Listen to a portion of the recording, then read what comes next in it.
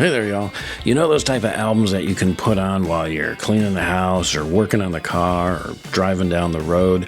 It's the type of albums you can put on in the background. It's not distracting from what you're doing, but you're still tuned in the back of your brain and humming along with the music, right?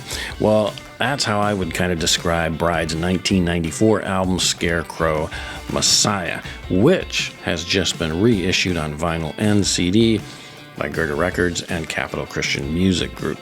I picked up their Mega Collectors Bundle, which includes both vinyls and the CD and a bunch of extra swag. We're going to take a look at all that today, so hang on, stay where you are. It's all coming right up.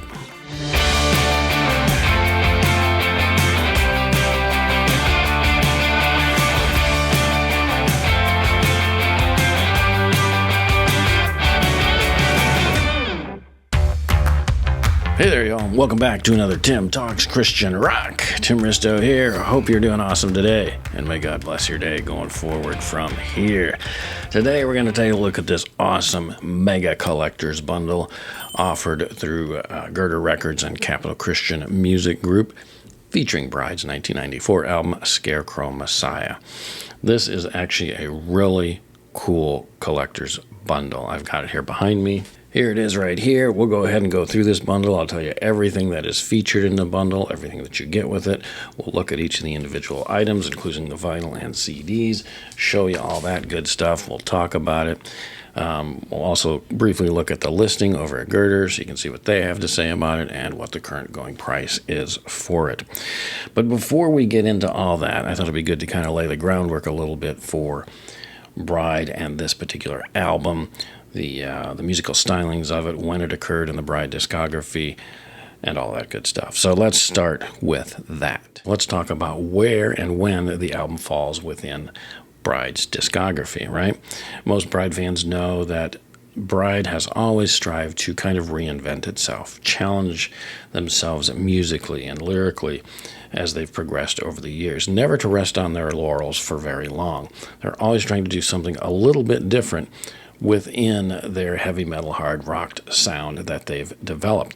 But it's changed over the years and kind of falls into these different eras, as I would call them. You can kind of group some of the albums into these eras, and I would say Scarecrow Messiah kind of falls into the second era of Bride. Here's how I kind of define them. By the way, you can choose to disagree with my classification system, of course, and would love to hear your comments down below if you see the Bride discography as falling into different categories than what I describe here. But the first era, as I would call them, is from 86 to about 89 or 90, and that includes their first three kind of classic Bride albums. I would call this the classic era. That includes their debut album, Show No Mercy, from 86, their follow-up album, Live to Die, in 88, and of course, Silence is Madness, their third album, in 89. That's a personal favorite for me, although I love all of these first three albums. There's different things about them that I really appreciate. So I would call this, again, the classic era. These albums tend to have a rawer sound to them. They're obviously just getting going, but a lot of the songs here are just really strong. A little more of a heavy metal vibe to most of these albums, although you do start to get some blues influences in particular. Starting out more so in Silence is Madness, although there are a little bit of influences even before that. All of these albums feature Steve Osborne on guitars, along with, of course, the consistent, throughout all of the Bride discography, consistent members of Troy Thompson on guitars and Dale Thompson on vocals, the brothers that have made Bride possible, right? But Steve Osborne was also on guitars for these three albums. He came back in some later era albums as well. Passed away in 2011, I believe it was, unfortunately, but he was featured on these albums as well. So it kind of gives part of the sound, I think, to this era. Then you come to the second era, the one that Scarecrow Messiah is actually in. This is what I would call from 91 to 94. Features Kinetic Faith in 91. Snakes in the Playground, of course, the classic album from 92, and Scarecrow Messiah here, 94. I don't know what we'd really call this era, classic era 2, maybe, because these albums are, for the most part, really highly regarded. Snakes, of course, being the classic, but Kinetic Faith you really see as the album that leads into Snakes, right? You hear a lot of the development of Snakes in Kinetic Faith. And it's a very good album. There's even some people I know that prefer Kinetic Faith over Snakes, although I think it's a smaller minority. Snakes is just a great, great album. So in the same way that Kinetic Faith seems to lead into Snakes, you hear in Scarecrow Messiah kind of a leading out of Snakes. There's a lot of DNA in Scarecrow Messiah that's connected to Snakes, as there is in Kinetic Faith that connects to Snakes. But it's also a leading out and a leading toward more of the albums that they were going to do in their third era, which is from 95 to 2001. And here might be the first real controversial classification here. But I'm going to include Drop from 95, The Jesus Experience from 97, Oddities from 99, and Fistful of Bees from 2001 as all being one era. Because even though both Drop and Bees could probably almost be separate eras in themselves, you could say, where Jesus Experience and Oddities are a little more connected in terms of their musical DNA. I still kind of see this all as what I would call maybe the experimental era. Although, again, Bride is always kind of, I think, experimenting with their sound. But here in particular was their most experimental era. I love albums like Drop. I even like Fistful of Bees. Jesus Experience and Oddities I like too, probably less so. But all of these were kind of efforts to move away from what they'd done in their second classic era with Kinetic Faith, Snakes, and Scarecrow Messiah into something different. So this is a very, very experimental era from 95 to 2001. Then, quickly here, let's run through this so I don't take too long here, but we got kind of the fourth era, which I would classify from 2003 to 2013, which includes This Is It from 2003, Skin for Skin from 2006, Zarbamba from 2009, and Incorruptible from 2013. Again, a separate era. I don't really have names for these, but this is the fourth era, and then fifth, I would say, begins with Snake Eyes in 2018 and leads all the way up to 2025's Vipers and Shadows. So those are kind of what I would deem the 5 eras of Bride. And you could probably break down the 4th and 5th era maybe differently. Again, feel free to let me know your comments down below what you think about that kind of classification system, grouping of the different eras of Bride. But again, main thing here is to highlight the fact that Scarecrow Messiah falls into that second era, what I would call their second classic albums era. So then, what can we say here about this album itself, Scarecrow Messiah? It is a very consistent album. It's much more consistent than some of their previous albums prior to this, really. Mainly mid-tempo rockers on here with some funky tunes in spots too, which I really like. In fact, some of that funkiness has come back again in, there's been some throughout Bride's discography and various albums, but in particular, their recent album, Vipers and Shadows, has some of that. There's some things in Vipers and Shadows that remind me of this second era of Bride in many ways, as well as also having a more modern sound too. But there's a lot of throwbacks, I think, to this era, which is why I think Vipers and Shadows is so good too. But anyway, there's some funky things here in spots, a lot of rockin' tunes too, but more mid-tempo rockers. Dale's got great rocking vocals on this, but he's also got a little grittier and some bluesier vocals on different tracks as well. Troy's, of course, guitar is excellent, great riffing, great guitar work. This album as a whole, or at least different tracks, kind of give more of a Guns N' Roses vibe and flavor to many of the songs, but there are also some subtle grunge influences, and I don't mean that as a hard classification, because by and large the band tried to stick to who they were during this time period. There's the influences of Snakes and the influences of Kinetic Faith that all bleed into this album, but at the time there still is a little bit of the sound of the time of the grunge era bleeding in here. In terms of kind of some of the musical leanings a little bit. It's not a hard and fast one, but that is there. This album was produced by the famous producing duo of John and Dino Elefante of Pachyderm Productions. Of course, John famous for being with Kansas back in the day, and then, of course, producing many, many of Petra's albums in the John Schlitt era, so as well as producing all sorts of other great stuff too. But they were producers on this, and You kind of feel that on here a little bit, but also you don't. It still feels very much like Bride. I don't know. I probably need to give this more of a listen in terms of thinking about them as producers on it as I'm listening to it, to see if I really sense their hand in this as much as I do like in Petra albums. There's a distinct difference, in a Jonathan David Brown produced Petra album versus a John Dino Elefante one. I'm not so sure I feel that as much on Scarecrow Messiah, but I maybe need to listen to it really with that thought process in mind. But anyway, they do a great job on it. Bride does a great job on this album. All right, so let's do a quick rundown of the songs on the album, just give you quick notations on each of the tunes, and then we're going to jump into looking at the bundle itself. So Scarecrow Messiah starts out with the strong rocker Beast, a really good opening track. I like it. It's one of my favorites off the album, followed up by a funky rocker called Place. Great second track, just seems like a natural follow-up to that first track, Beast. Then we come to third track, Murder, which is okay, kind of a mid-tempo rocker. It's pretty good. There are some neat haunting vocals that Dale delivers in this one about mid-song. I really like the song at that point. It kind of has a unique feel there. That's followed up by Scarecrow, which is good, another mid-tempo rocker. Again, you're already beginning to see kind of this mid-tempo pace and style settle in with the album. It makes it harder to distinguish between some of the tracks as far as the uniqueness of them.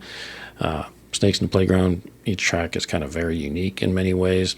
Here, this album is a little bit more, again, something good to put on for traveling music, right? Because it's just kind of there in the background a little bit. That is then followed up by Crazy. Okay song. That one really doesn't stick with me that much. Time, really good one. I like this one. It's one of those funkier tracks. I love that one. That's followed up by One, where Dale does some fun things with the vocals, and they're kind of a yai kind of sound in there, vocals there. Good tune. Definitely more of a Guns N' Roses influence in that track in particular. That's followed up by the mellower track of Doubt. Nice mid-tempo one, steady, smooth, good. Troy's guitar work here at the end is really, really cool. Then comes Dad Mom, which is a little bit more in what I mentioned earlier about grunge territory. There's a little bit of grunge influences here. Great Troy guitar solo there in that one. That's followed up by Thorns, which is a bluesier, grittier vocals, a bluesier guitar, grittier vocals, and also the longest track on the album. I think it's almost 6 minutes. It's kind of epic, and there's a great lead out in that one. Thorns is probably one of my favorite tracks on this album. Then we ended up with Questions, which is kind of a interesting, unique, and I guess you could say notorious track on this album. Kind of a rap style track, about a minute long, with Troy actually delivering the rap vocals for this one. And then at about the 1:30 mark, there's a little bit of a span after that 1 minute of the rap, and then there's a little silence. I think it's kind of a hidden track here at the end. The 1:30 mark, you get kind of this Scarecrow chorus. You have to listen to it to really get what I'm talking about there. But anyway, that's a quick rundown of each of the tracks on the album. All right, let's get going and looking at the bundle, because I know that's what most of you came here to see, right? So just by way of a quick review, you get a deluxe CD and an O-ring in the bundle. You get a collector's card. There's also one in the CD, but you get a separate one, different one as well in the bundle. You get the Bride sticker. You get an autographed record flat. And, of course, you get 2 different colored vinyls. So let's take a detailed look at each one of these. Start with the swag here. Here's that cool little Bride sticker of their logo, which I always love this logo. I think this is one of the coolest ones. They didn't use it throughout all their eras. Of course, they started just with simple fonts, but this came in the later era, and I think it's a very, very cool logo. So you get that sticker with it. Then you get this collector's card that I think only comes with the bundle. A photo of the band from the Scarecrow Messiah album era, and then also some info here on the back. I won't read through all that. You get the CD, of course. I guess you could say deluxe CD. I don't know if there's a non-deluxe one. It's just the one CD they have. Release for this collector's edition. It says here capital CMG label group remastered collector card and expanded booklet in here. Here's the O-ring itself. You can see it's really nice. I love these O-rings. They're just a fun collectible item to have. CD, of course, is in a jewel case. It's the front, and there's the back. See if I can get the reflections off it. Sorry, y'all. Open it up. Here is the inside with the booklet over there, the CD here, and the collector's card. Collector's card features Dale Thompson on the front, and of course the album cover and a little info on the back. The CD itself replicating the design artwork from the album cover, which for the longest time I couldn't figure out what was on the album cover. It's only in more recent years I realized, oh, it looks like Dale singing there, so it's kind of like this stylization of him singing. There's the tray artwork there, very cool. The expanded booklet, front and back. There's a nice write-up by Dale here in the booklet, also, of course, featured in the vinyl editions as well. And there's some cool photos throughout. Some you may have seen before, but there are a few different ones too, including, I think, this one on back, provided by photo credit given to Rob Caldwell. But, of course, there's all the lyrics and some additional cool photos and notations throughout. So it is a neat booklet. I won't show you all of that, but it is a very cool little expanded booklet. So that's the CD that comes with the bundle. It's very, very good. It sounds good. I've listened to this one, and it does sound good. It's a definite improvement, in my opinion, over the original one, which I do have as well. Here is the record flat that comes with the bundle that is autographed by both Dale and Troy. Of course, Troy's is a little bit fainter here on mine. I think their Sharpie was running out of ink at that time. Must have been, because there's traces of it on the back. But it is autographed. It's just a little fainter. And of course, these are numbered as well. This is mine here is 5 of 100. There are only 100 releases, at least, of this bundle. So I got number 5, which is kind of cool. Done an earlier one. That's kind of sweet. Of course, a great photo, again, same as that card that comes with the CD of that kind of famous photo from this era. Let's take a look at the 2 vinyl editions next, 2 different colored vinyl. We'll start with this one here, the clear vinyl. Each of these vinyls has a different hype sticker on it too, because they have different colorings and, of course, different printed lyric sheet included as well. So here the hype sticker says, with printed, autographed, handwritten Beast lyrics. This is Bride's Finest Hour, heavy riffs, and a pounding rhythm section, all tied together by Dale's powerhouse vocals. Of course, there's the front album cover art, again, as I mentioned, Dale vocals there. Here's the track listing, which we've already talked about the albums, but there's the back of the album. Comes with a nice insert with the lyric sheet on one side, and of course Dale's write-up here, and other lyrics and credits, and of course some of the photos as well that are also in the CD. So nice sheet. Here's the lyric sheet that comes with the clear vinyl edition of the album, and this features the lyrics to Beast. Again, this is a copy, so it's a printed copy of something that was handwritten by Dale and then also signed by Troy.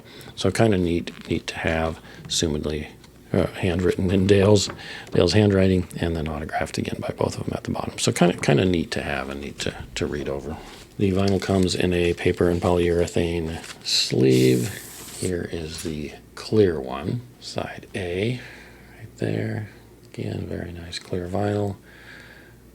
Side B there. Very cool looking. Next up is the other vinyl release, and kind of more of this aqua blue that ties in with the album cover art colors. And this one here says on the hype sticker, with printed, autographed, handwritten Scarecrow lyrics. And again, this is Bride's Finest Hour, heavy riffs and a pounding rhythm section, all tied together by Dale's powerhouse vocals. So everything's the same except for the top part of the hype sticker.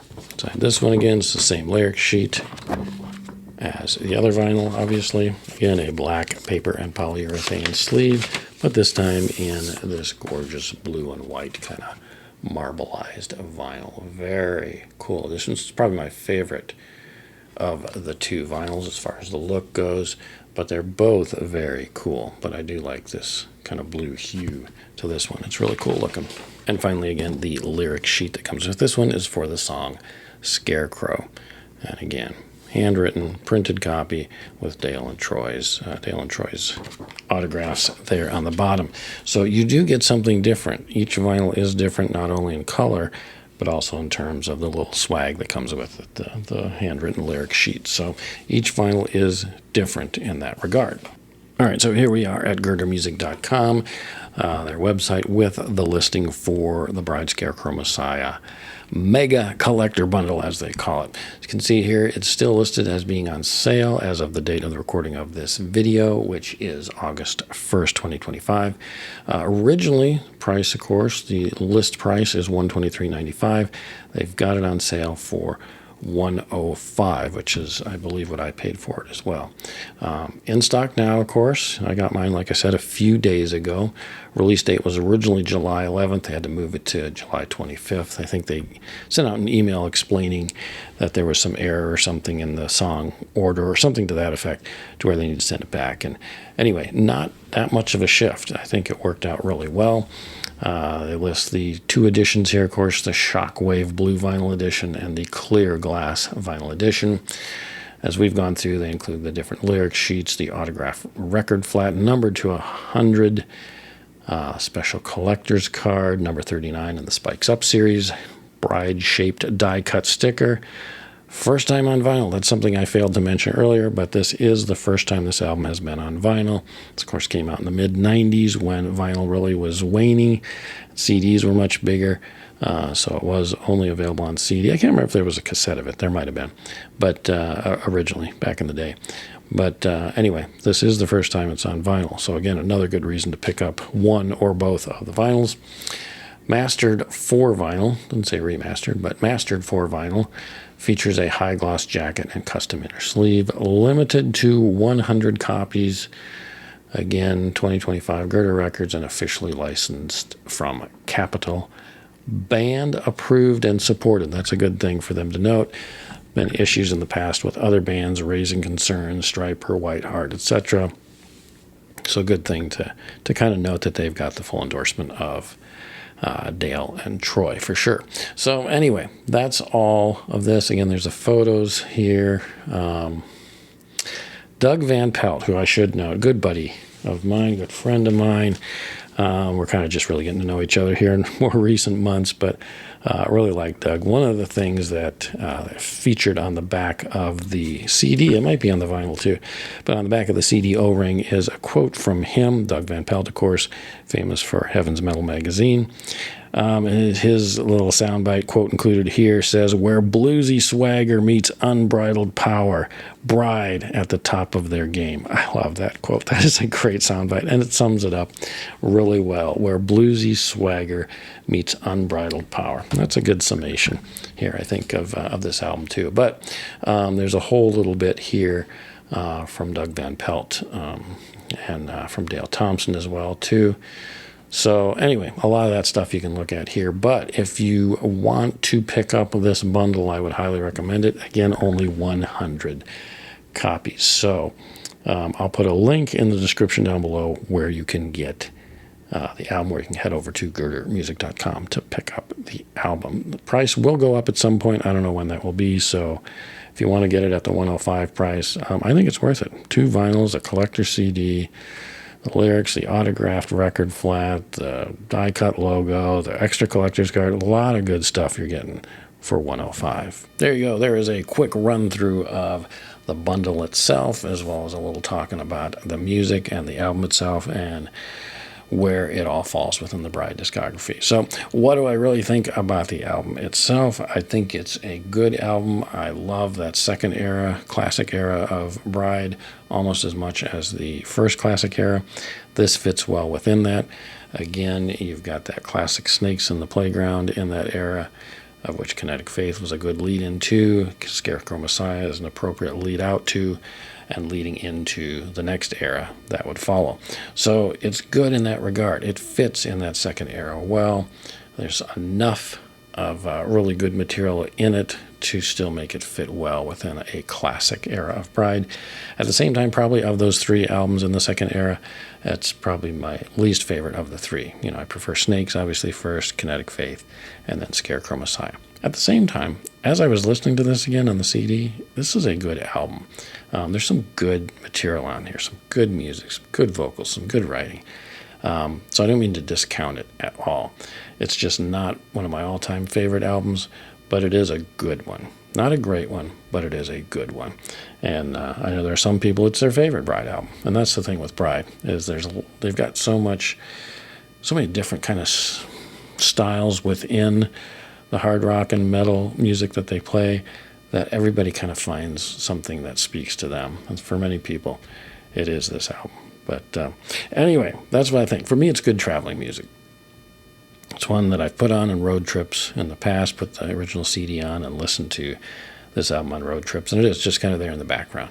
There aren't specific songs that draw me into them the way songs do on, Snakes in the Playground, or even now Vipers and Shadows. I stop and certain songs there just really pull me in, kind of the way a lot of classic Bride stuff does. But I don't really have that as much with Scarecrow Messiah, except maybe with Thorns, that kind of epic track that really does pull me in. But beyond that, there's not as many here. It's just kind of more even, consistent, but kind of the same. It's hard to distinguish something that really highlights, for me, for the album, other than, like I mentioned, Thorns. So anyway, those are my thoughts on the album. What do you think? Do you have favorite tracks off of this album? Where does this album fall for you in Bride's discography? Feel free to let me know in the comments down below. Otherwise, that's all I got for today, y'all. Go out, listen to some great Christian rock, make it some Bride Scarecrow Messiah today. But above all else, remember, stay in God's Word. Blessings, y'all. Have a great one. Bye-bye.